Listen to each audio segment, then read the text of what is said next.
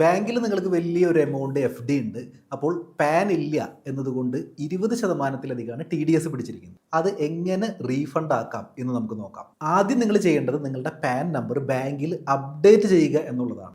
അങ്ങനെ അപ്ഡേറ്റ് ചെയ്യുമ്പോൾ ഇനി ഉള്ള ട്രാൻസാക്ഷൻസ് ആയിരിക്കാം ഈ പാൻ വെച്ചിട്ട് ബാങ്ക് അപ്ഡേറ്റ് ചെയ്യുന്നത്. പക്ഷേ നിങ്ങളുടെ പഴയ TDS, അതായത് 20%-ലധികം മുൻപ് പിടിച്ചിട്ടുള്ള TDSകൾ, അത് റീഫണ്ട് ആയിട്ട് ലഭിക്കാനായിട്ട് ബാങ്കിൻ്റെ അടുത്ത് ആ പഴയ ട്രാൻസാക്ഷൻസിൽ ബാങ്കിൻ്റെ TDS റിട്ടേൺ ഒന്ന് അപ്ഡേറ്റ് ചെയ്യാനായിട്ട്, അതായത് നിങ്ങളുടെ പാൻ വെച്ച് അപ്ഡേറ്റ് ചെയ്യാനായിട്ട് ആവശ്യപ്പെടുക. ഇത് കുറച്ചൊരു സമയമെടുക്കുന്ന ഒരു പ്രോസസ്സാണ്.